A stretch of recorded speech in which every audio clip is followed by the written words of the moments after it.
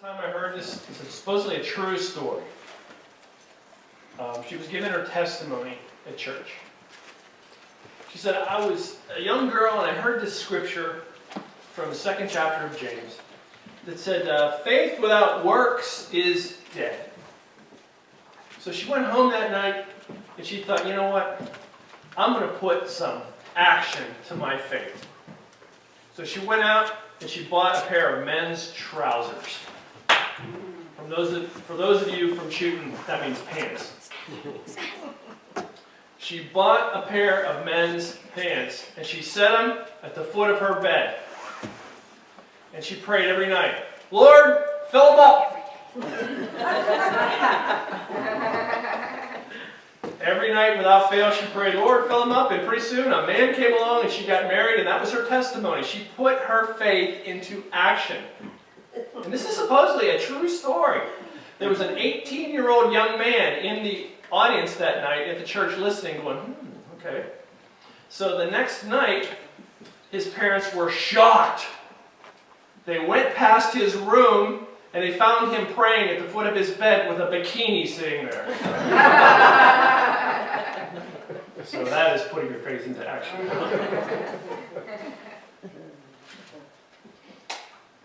I'm going to read to you from Hebrews chapter 11. It says, I'm reading from the New Living Translation, but we'll go back later and see what the King James has to say. Faith is the confidence that what we hope for will actually happen. It gives us assurance about things we cannot see. Through their faith, the people in days of old earned a good reputation. By faith, we understand that the entire universe was formed at God's command. That what we now see did not come from anything that can be seen.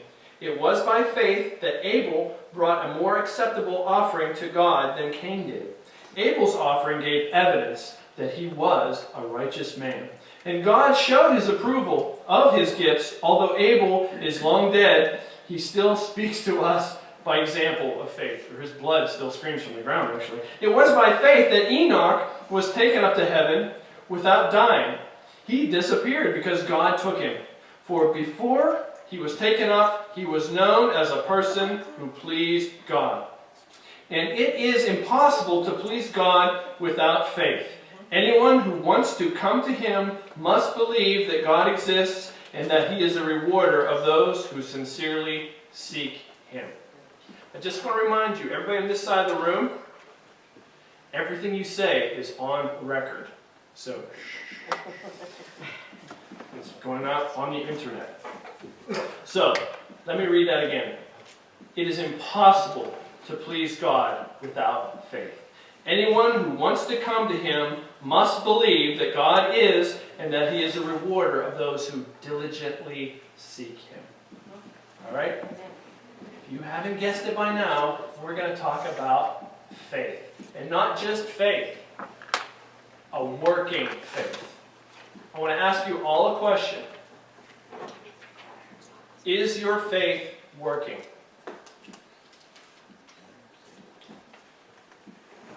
Yes. Some people say yes. Some people just look at me like, this is a trick. If I say anything, he's going to embarrass me. No, not today. I'll let you off the hook. If your faith isn't working, James says that your faith is dead. Wow. Faith is a really curious thing because it's like it says, it's like evidence, it's like substance that you can't see or feel or touch or taste. Faith is what you experience between the amen and the there it is. That's an old Pastor Reynolds thing. And I ran into Pastor Reynolds' wife at Aldi's yesterday, and she says she watches this on YouTube. So, hi, Mama Linda. So this is exciting. I'm all flustered. If your faith isn't working, your faith is dead, is the thing. And I'm not just trying to be mean. Your faith is a loving trust. When I was a kid, there was this old rope hanging from a tree. And I remember diving and catching that rope and swinging. And later on, I went and I looked at how frayed that rope was at the top where it was swinging from the tree. But I never doubted it for a minute. I would just jump on that thing and go everywhere because I had faith in that rope. And my sweet daughter Sheila, she's in her 30s now and she has 2 kids of her own. When she was a little girl, she used to stand at the top of the steps. And when she'd see me at the bottom of the steps, she would dive down the stairs with a smile on her face, and she's sailing through the air.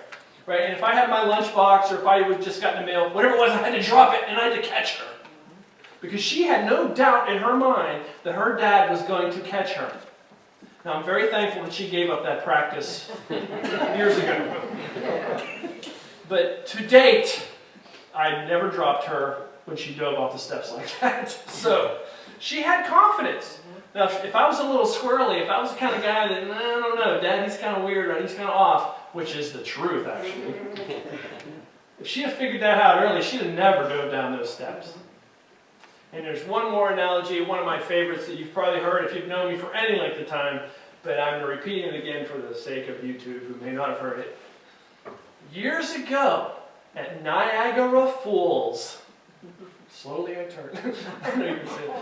Years ago at Niagara Falls, there was a tightrope artist who strung a line over the Horseshoe Falls. And he was walking back and forth, and he was creating interest for a show he was going to put on later. And he drew quite a crowd on both sides of the falls. And he actually got a wheelbarrow, they say, and he would push the wheelbarrow across the line over the Horseshoe Falls, which I never would try in a million years. Right? I think that's terrifying. So he got to the one side of the falls, and he said, how many of you think, and to his crowd there that gathered, how many of you think that I can push this wheelbarrow back across that line to the other side? And just about every hand went up. Oh yeah, you can do that. Okay, who's willing to get inside the wheelbarrow?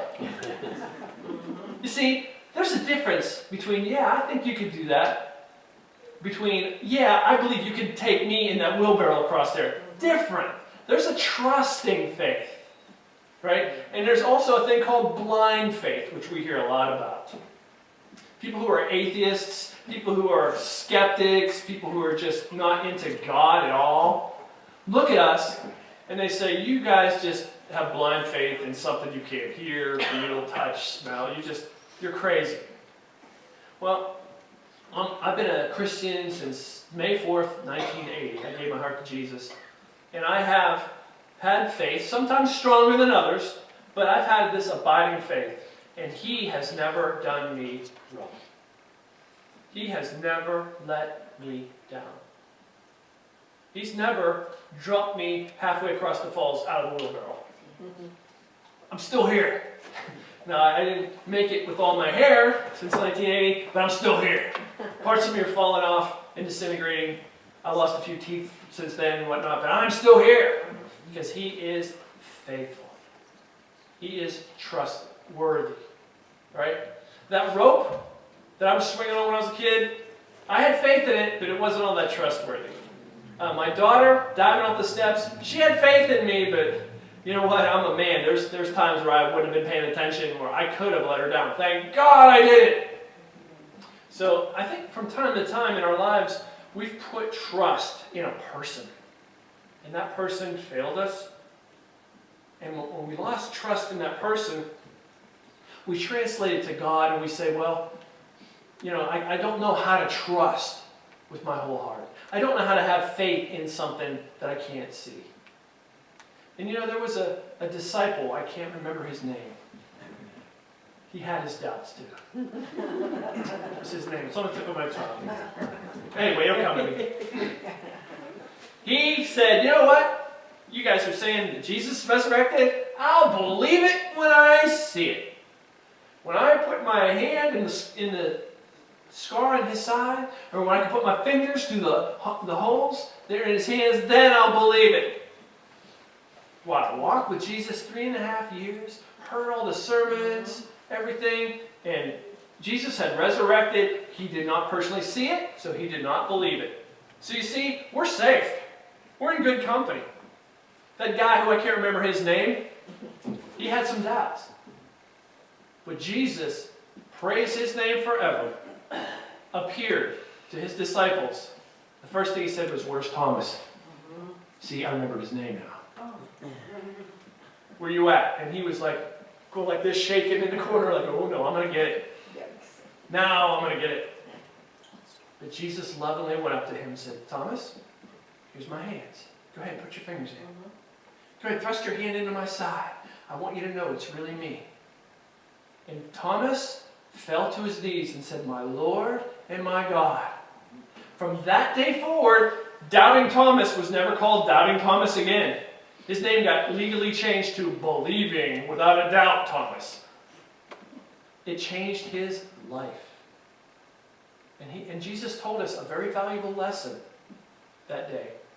You have seen and you believe, but blessed are those who believe even though they have not seen. And that's every single one of you. Is anybody in here that, I don't know, I haven't talked to all of you at length recently. Have any of you seen the resurrected Christ? Any of you? No? Good. I'm glad nobody raised their hands. Because there's a white truck outside that'll take you up to the 5th floor somewhere. But the thing is, you guys sitting in this room are blessed because you believe. I don't know what Jesus smelled like. I never shook hands with him. I never physically hugged him. I think in the spirit I have. But I don't know the timbre of his voice or what his favorite shows were or what his favorite music. I don't know all that stuff. Someday I will. But for now, I have this abiding trust in him, even though I have not seen him. And so do you, or you wouldn't be here. Unless you have a drug problem. If somebody drugged you here. But most of you here are here of your own free will and accord, and that's because you believe in him.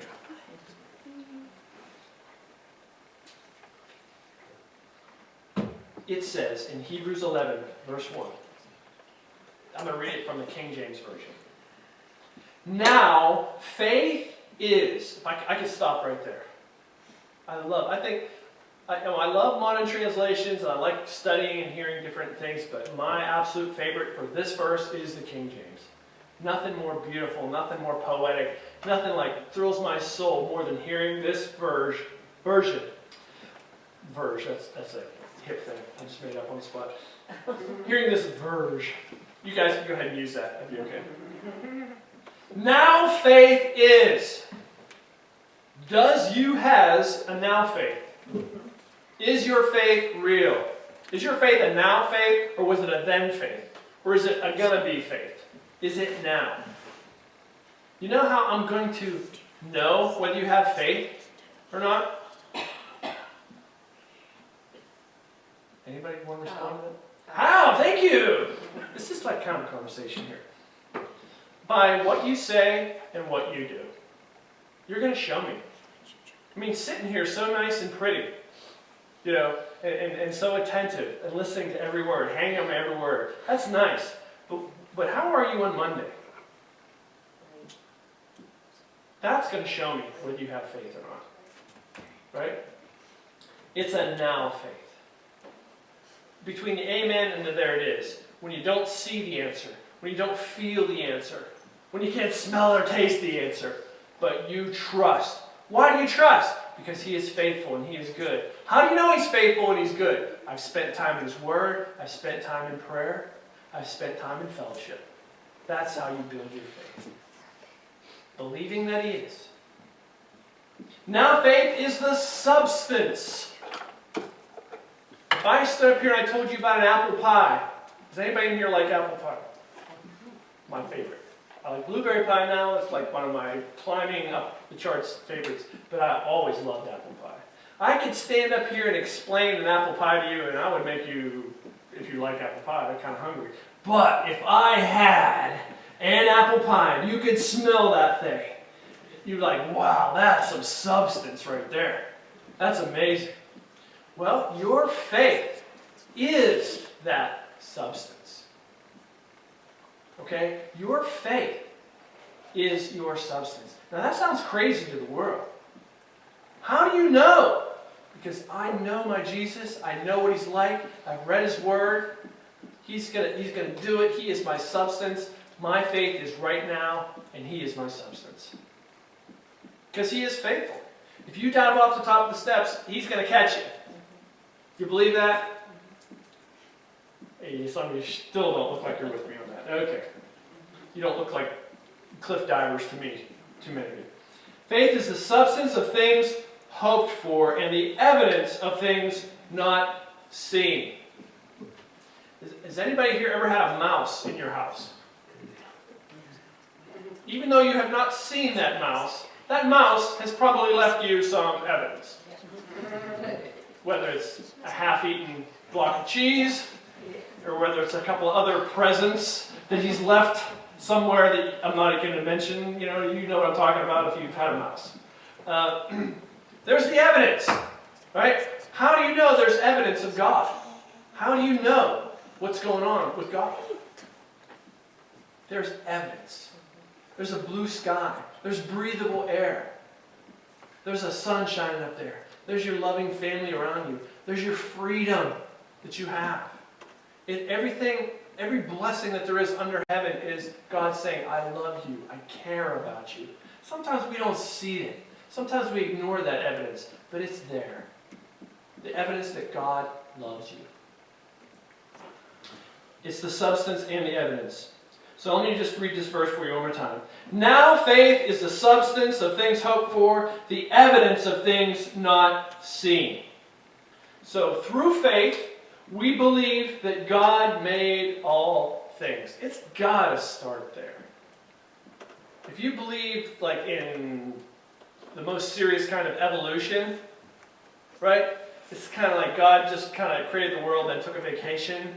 Like He wasn't really involved in it. Then your faith is kind of skewered. If you think God was fully involved and fully engaged and made everything on purpose, and He didn't do a shabby job of it, there's places on planet Earth that no human eye has ever seen, that no one has ever set foot in, that are beautiful. There's places probably out in the woods around here that really nobody's ever got the chance to walk on. Probably very few these days, but God still did a good job. He's not like me.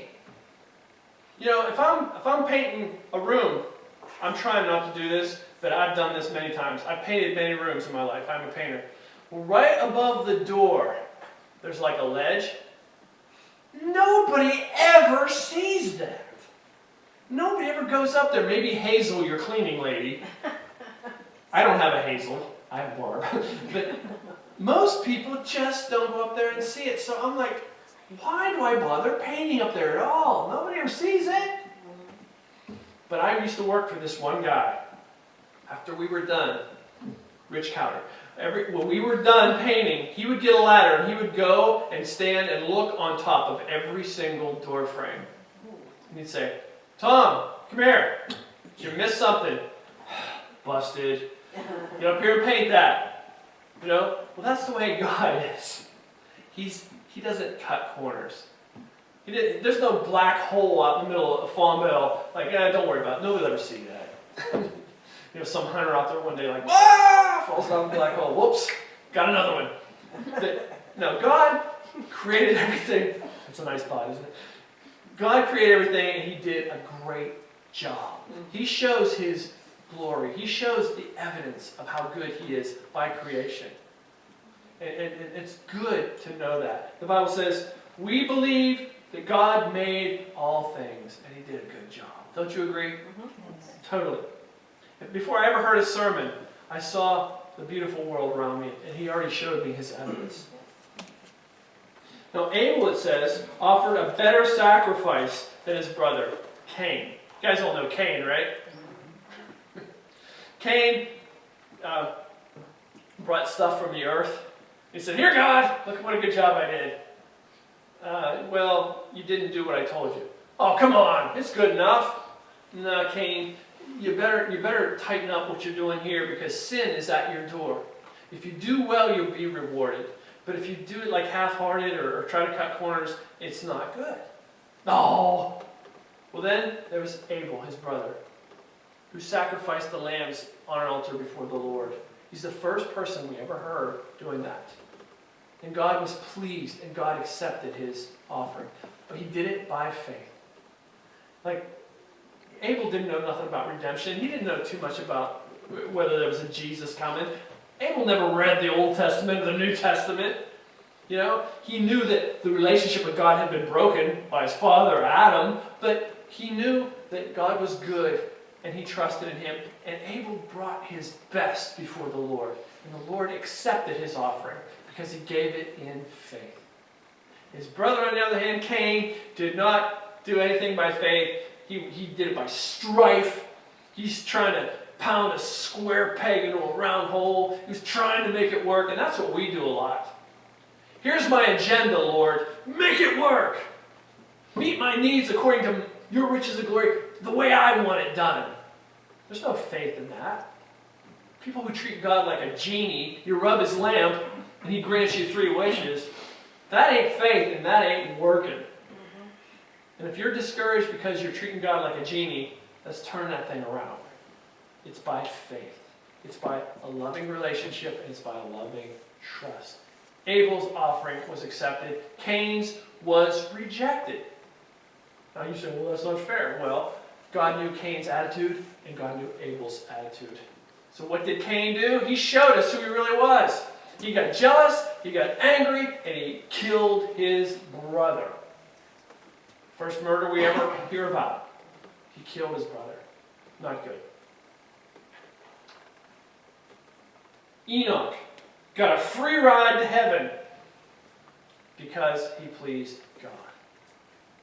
Who knows? There's not a whole lot written about Enoch, what kind of guy he was. But he has this testimony. His life was pleasing to God. See, there's faith and there's faithfulness. I believe you, God. I trust you, and I will show you my belief by how I conduct my life. Have you ever heard stories about, like, just say World War II, where this guy knew he was going to war, and he didn't know if he was coming back, so he got his high school sweetheart. They went to the Justice of the Peace, and they had a hurry-up wedding, and they were married. And it was kissy face and everything's all great. And they said their goodbyes at the train station. And he was like, oh, please wait for me, Thelma Lou. I'll be back. I'll do my best to stay alive and come back. And I'll write you letters every day. And, you know, he went away and he had her picture and he kept it close to his heart. And he went through battle after battle. And he came home and he found her in the arms of another man. How heartbreaking is that? That wife was not faithful. She was cool in the moment when everything was good, and you know, you're here and I can see you, and it's all in the promise. Yeah, I promise you, no problem. But when it came down to it, well, he's away. You know, so I don't know when he's coming back. He might not come back. A lot of guys don't. But there's Johnny across the road. Maybe I'll have a soda with him, and one thing leads to another, and that's not a faithful. Christians are the same way. Oh, I love you, Jesus. Church is great today. Yeah, I feel your presence, man. Your word is powerful. But it's Tuesday. And church was a couple days ago. And there's Johnny over there. Maybe I'll have a soda. You know? And what if Jesus comes back and he finds an unfaithful bride? There's some that have oil in their lamps and there's some that don't. Be faithful. Not just out of fear, but out of love and out of trust. Betrayal is an ugly thing. And we betray the Lord when we walk away from him, when we take the cheap, easy way out. Think about that. Enoch was not like that. Enoch was a joy to be around. I love you, Lord. I lift my voice to worship you. I can't wait to see you, just to be in your presence, just to hear your voice. Every day, Enoch would go out there, I think, and he would just say, Lord, you're just so awesome and you're so great. But, you know, there's people down the road doing stuff and says, I know they're doing their thing, but I want to be with you. I desire you with all my heart. And God says, you know what? My house is closer than yours. Why don't you just come on home with me? And Enoch was not, because the Lord took him. It was the first rapture we hear about in Scripture. If you don't believe in the rapture, tell it to Enoch. So Enoch, by faith, was got a free ride to heaven. Without faith, it is impossible to please Him. Well, it's Sunday morning. I got a plane to catch. God, here's $5. I'll see you next Sunday. Gotta go. Well, thanks for the $5, but I'd rather your heart be there than your $5. I'd rather your heartfelt prayers be there. There's a quote that I heard that I couldn't remember who the author was. I don't think it was C.S. Lewis, but it was somebody smart like him. He said, "A life that is untested is not worth living." You and I are going to be put to the test. Oh yeah? You say you believe? Oh yeah? You say this? Uh-huh. I see you wrote your name on the card. All right, but now show me. Show me you love me. Show me you'll be faithful. Show me you'll hang in there and not be having a soda with Johnny down the street. Show me that you're all in. How am I going to know? By how you wait. That will show your faithfulness. How are you waiting? Man, I feel sick. I feel discouraged. I feel just overall lame. I just feel out of it. But I will trust you with all my heart. And if I go down trusted. Now that is a hard thing. That is a rare person that will trust God in spite of the worst circumstances. And one of the best examples I've ever heard of recently was Corrie ten Boom. Anybody ever heard that name? Now that's a Dutch name. I thought it was an Indian name for a long time. She was a Dutch girl. And her family used to hide Jews during World War II. And when Jews were like illegal to have around, they hid them in their house. Well, they got discovered, and Corrie ten Boom and her whole family was taken to a concentration camp. And most of her family died in that concentration camp, and she barely survived. But through that terrible, terrible hell on earth that you and I will never experience, thank God, have never been through that, she maintained her faith, and she never stopped trusting in Jesus. She saw her family die one after the other, and she still trusted God. Could I say the same thing? And this is the topper. She was preaching years later as an older woman at a meeting. And this guy came in the back, and he sat in the back, and she kind of recognized him. But she couldn't quite place it.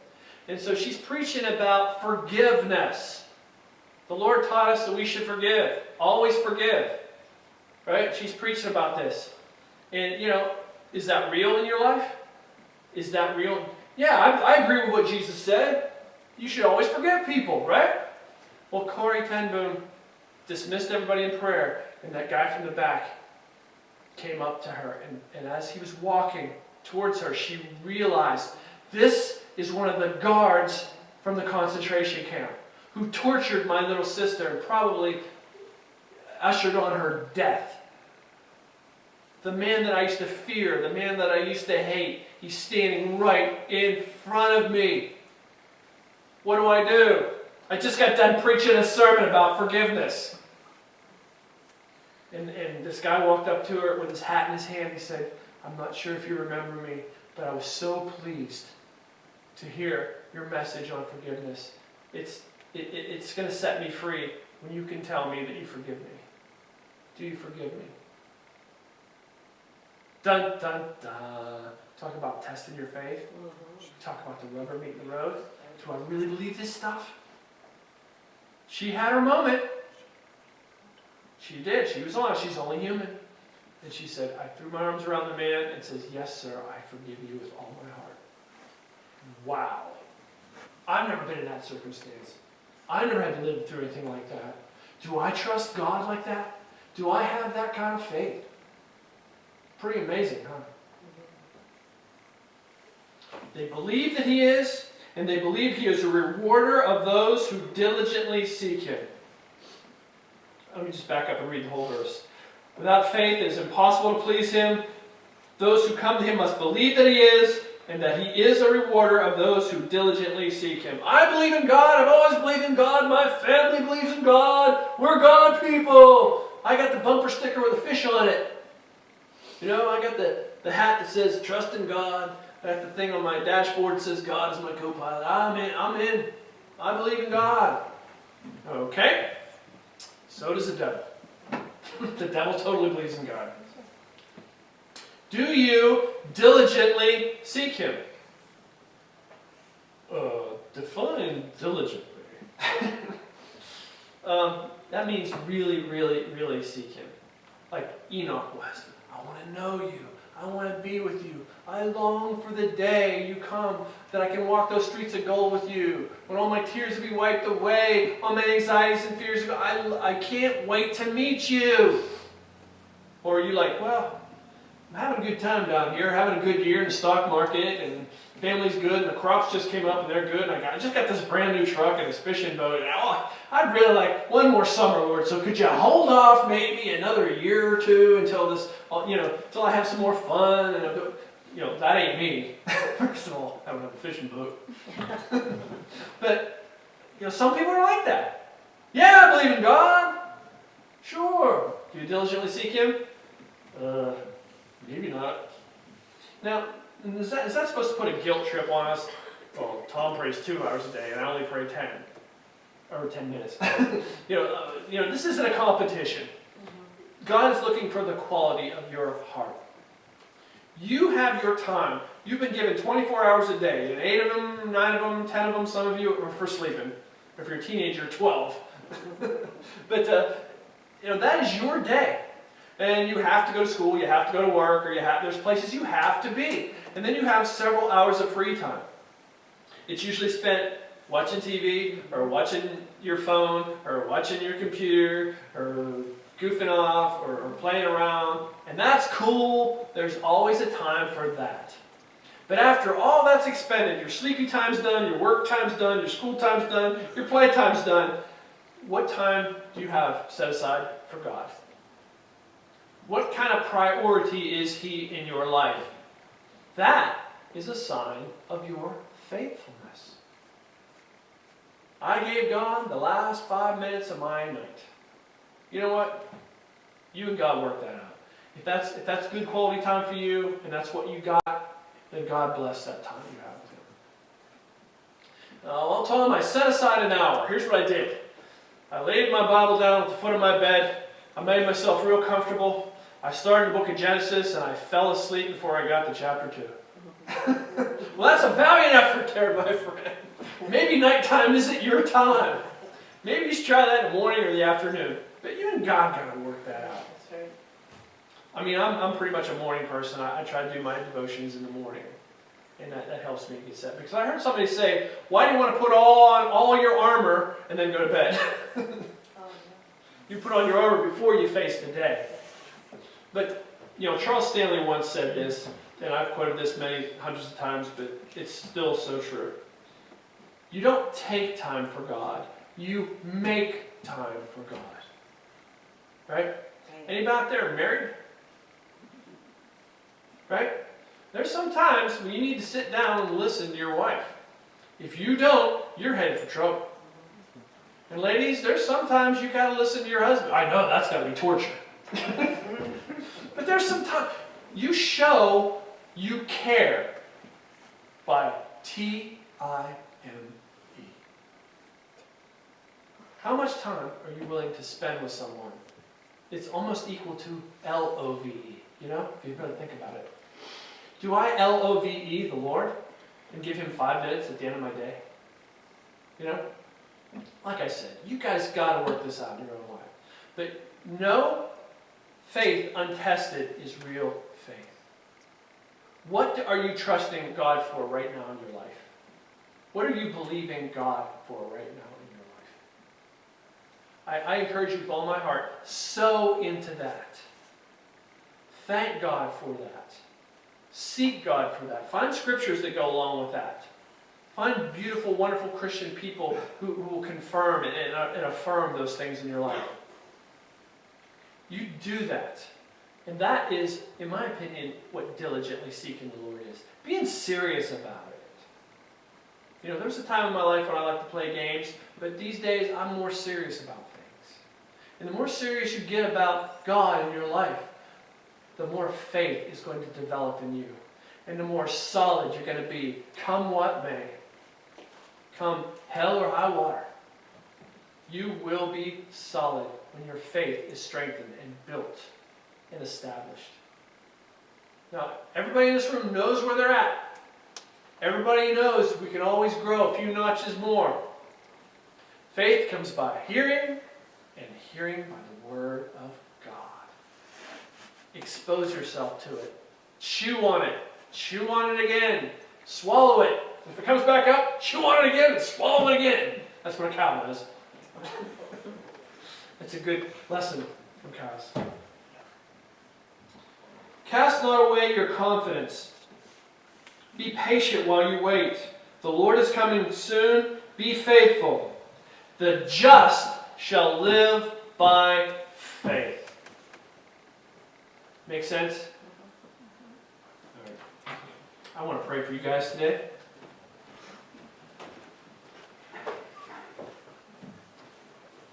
Please bow your head and close your eyes with me. And I want you to think about what you've heard and think about where you're at concerning this. Some of you need to say, I'm sorry. Some of you need to say, help me. Some of you, if you're honest, you'll say, I just don't get it. I don't understand why I have to suffer like this. Why do I have to go through this? Where's God in all this? Legitimate questions. I just encourage you that He's with you. He knows. Yeah, you may be going through a test, but you're never alone. Never without purpose. Never without the one who loves your soul. And He's waiting to see what your words are going to be. And He's waiting to see what your actions are going to be. He's waiting to see whether you're going to be faithful to Him or run down to the soda shop with Johnny. He's watching. And He's saying, blessed are those who believe, even if they haven't seen. So Father in heaven, I pray for every soul under this roof. I pray you give them peace and comfort, that you help them learn to wait with a good attitude, that you help them learn to trust even through tears, even through disappointment, even through tough times. That you teach us all, Lord, how to hang in there and how to be faithful to you who gave Himself so freely for us, to you who freely gives us all things that pertain to life and godliness. We put our trust in you, we put our hope in you, and all our confidence. Lord, show us the places in our day where we could sit down with you and talk to you. Lord, help us with our scheduling of our time and our talents and our treasures, Lord. And I pray, Lord, for the hurting, for those who are going through a rough time of waiting. I pray for those whose faith feels like it's weakening. I pray, Lord, that this message may have helped in a small way to strengthen them. So, Lord, until we meet you face to face, we pray, Lord, let your kingdom come and let your will be done on earth as it is in heaven. And just take a few moments in your own heart and speak to the Lord, and then I will dismiss us.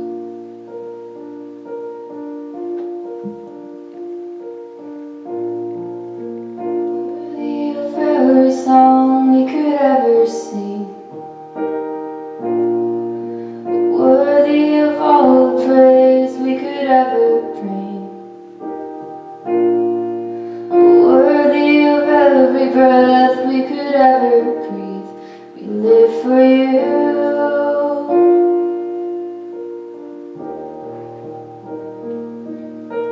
Holy, there is no one like you.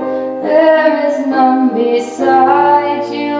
Open up my eyes and wonder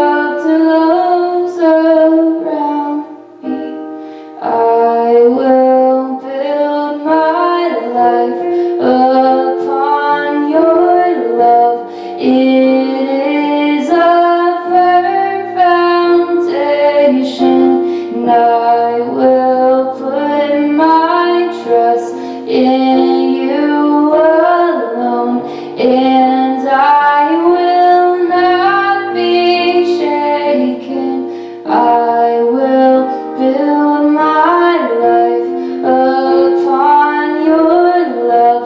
It is a firm foundation, and I will put my trust in you alone, and I will not be shaken. Holy, there is no one like you, there is none beside you.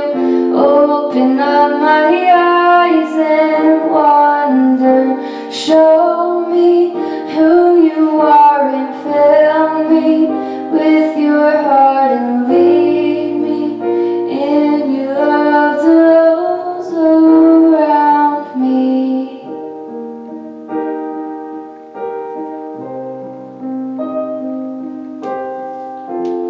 Father, I just lift up everyone here.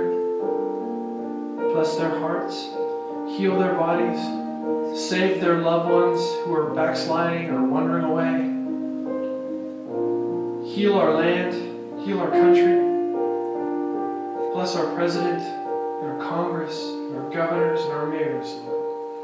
And I especially want to pray this morning for those who lost loved ones in that tragedy at the synagogue in Squirrel Hill this weekend. It's just unspeakable. People who feel they've done the will of God by destroying the lives of others in their house of worship. It's pure evil, Lord. But we do not bow our knees to evil. We will not turn in fear. We will trust you. You alone will have the final say. You are the captain of our souls, Lord. You will save, you will heal, and you will deliver.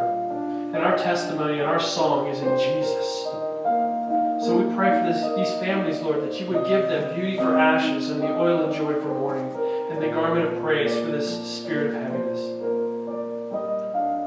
Lord, in all of the things that happen in this world, I agree with the psalmist that says, I would have fainted had I not believed to see the goodness of God in the land of the living. So Lord, show yourself mighty in spite of these tragedies and these terrible things that we hear about. We are going to go down trusting you, because you are our rock and our foundation and our salvation. Blessed Jesus, blessed Father in heaven, bless the Spirit, Lord, that binds us together. For we ask all these things and we give you thanks for them. In Jesus' name, everyone say, Amen. Amen. Have a great day, guys.